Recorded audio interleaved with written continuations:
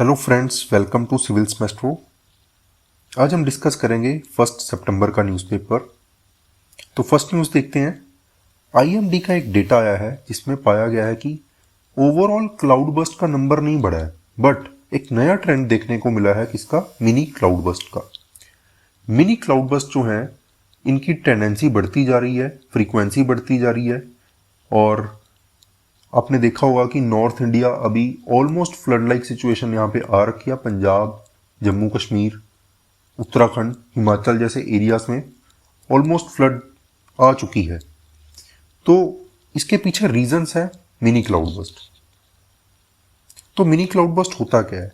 Mini cloud burst एक sudden और very heavy rainfall करते हैं with in a very few span of time.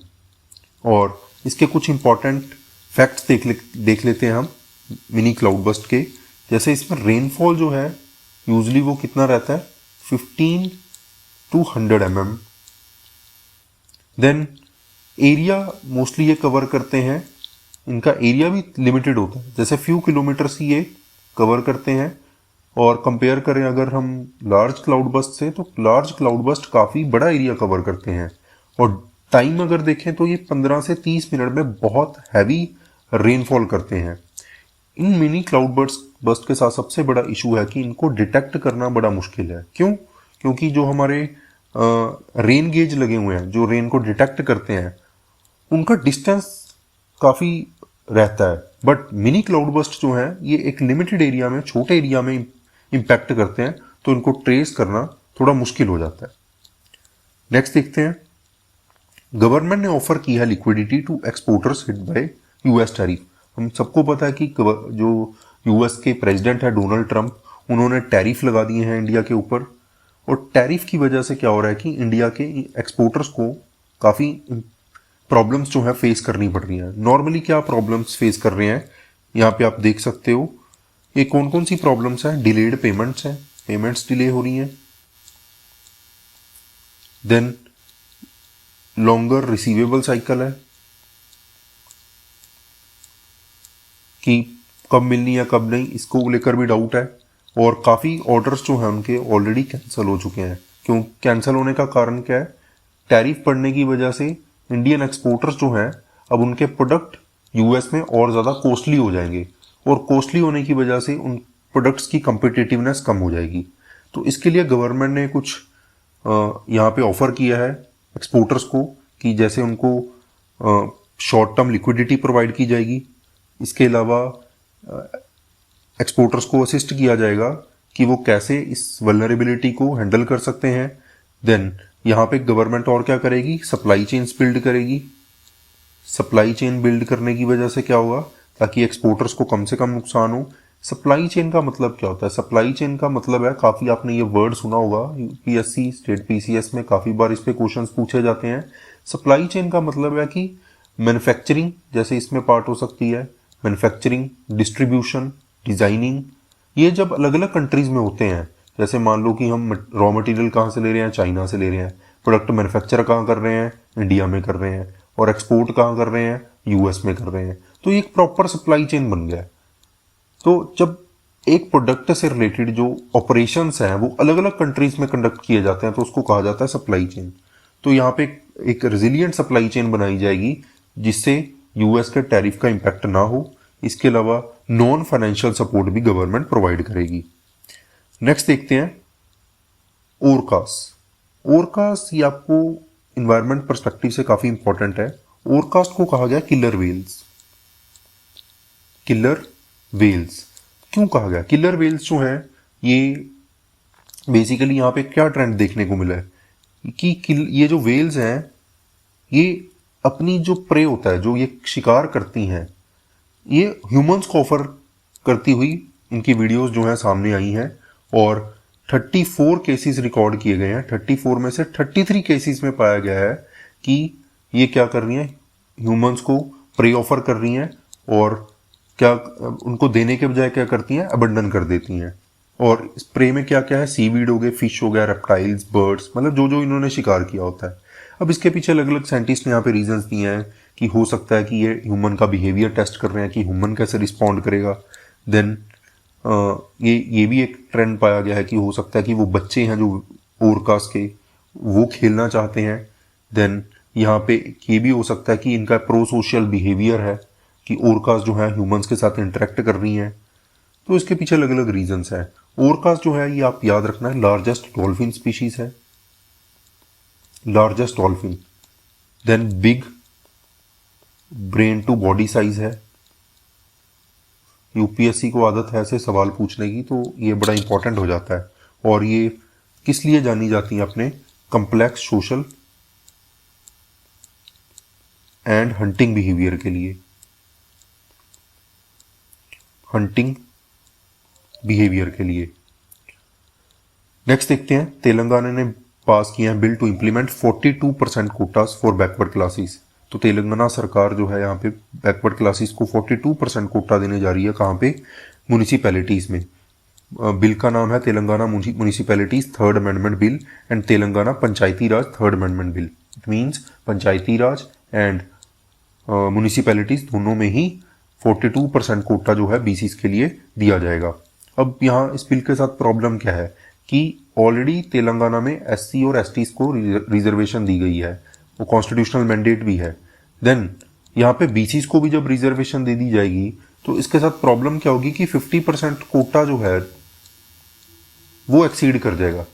50% Kota जो है एक्सीड कर देगा। जैसे इंदिरा साहनी की जजमेंट आई थी, इंदिरा साहनी की जजमेंट में कहा गया था कि ओवरऑल रिजर्वेशन जो है वो 50% से ज़्यादा नहीं होनी चाहिए। बट यहाँ पे क्या होगा, ये नंबर जो है ये ब्रीच कर जाएगा। तो इसको लेकर यहाँ पे डाउट्स हैं कि बिल पास होगा या नहीं होगा। अब प्रॉब्लम यह है कि जब भी कोई ऐसा केस होता है कि जैसे 50% ब्रीच कर रहा है, तो यहाँ पे प्रेसिडेंट का असेंट लेने की जरूरत पड़ेगी। बिना गवर्नर जो है वो प्रेसिडेंट को रिकमेंड करेगा बिल, और प्रेसिडेंट जो है देन अप्रूव करेगा। तो उसको लेकर कुछ चैलेंजेस यहाँ पे हो सकते हैं। नेक्स्ट देखो, आर्मी ने होल्ड किया है exercise in Arunachal Pradesh to combat readiness, कि अपनी रेडीनेस चेक करने के लिए आर्मी ने एक्सरसाइज कंडक्ट की है जिसका नाम है युद्ध कौशल 3.0। एक्सरसाइज का नाम याद रखना, कहाँ पे कंडक्ट की गई है? कामेंग रीजन अरुणाचल प्रदेश में। और किस लिए की गई है? आर्मी अपनी प्रिपेयर्डनेस चेक कर रही है कि नेक्स्ट जनरेशन वॉरफेयर में हमारी रेडीनेस कितनी है, हमारी प्रिपरेशन कितनी है, खासकर हिमालय की एक्सट्रीम कंडीशंस में। और यहाँ पे कमांडिंग जो है गजराज कॉप्स जो थे, इन्होंने पार्टिसिपेट किया है। और यहाँ पे बेसिकली किया क्या है, लार्ज स्केल यहाँ पे ड्रोन एक्सरसाइज की गई है, मरीन प्रिसीजन स्ट्राइक्स की गई हैं, रियल टाइम टारगेट एक्विजिशन, ये सारे ऑपरेशंस जो हैं यहाँ पे कंडक्ट किए गए हैं। नेक्स्ट देखते हैं, HAL likely to deliver 2 Tejas mark 1A jets next month. तो यहाँ पे क्या है, हिंदुस्तान एरोनॉटिकल लिमिटेड जो है, एरोनॉटिक्स लिमिटेड, ये तेजास जो है एयरक्राफ्ट डिलीवर करेगा। तो ये न्यूज़ हालांकि इतनी इंपॉर्टेंट नहीं है, यहाँ पे इंपॉर्टेंट क्या है हमारे लिए, तेजास जो है ये 4.5 जनरेशन एयरक्राफ्ट है, सिंगल इंजन एयरक्राफ्ट है। ये बेसिकली किस लिए यूज होते हैं? ये पेट्रोलिंग के लिए, सी पेट्रोलिंग के लिए यूज हो सकते हैं। ये रिप्लेस करेंगे मिग जो एयरक्राफ्ट हमारे जो पुराने हो चुके हैं उनको ये रिप्लेस करेंगे। और ये इंडिजिनसली बिल्ड है, याद रखने वाली चीज है कि लोकली बिल्ड है। किसने बनाए हैं? हिंदुस्तान एरोनॉटिक्स लिमिटेड ने। नेक्स्ट देखते हैं, इजराइल ने हमास के स्पोक्स पर्सन जो हैं उनको मार डाला है।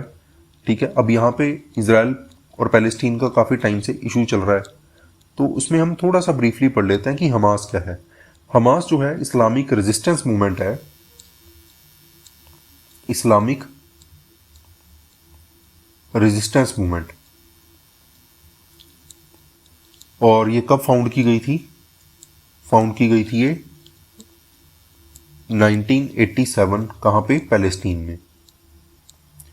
इसको इजराइल की प्रॉक्सी भी ईरान की प्रॉक्सी भी कहा जाता है। इसकी 2 विंग्स हैं, पॉलिटिकल विंग भी है, सोशल विंग, मिलिट्री विंग भी है। और एक तरह से रेजिस्टेंस ग्रुप देखा जाता है ये। और इजराइल और पैलेस्टीन का जो कन्फ्लिक्ट है उनके बीच में ये हमास का बड़ा इंपॉर्टेंट रोल है।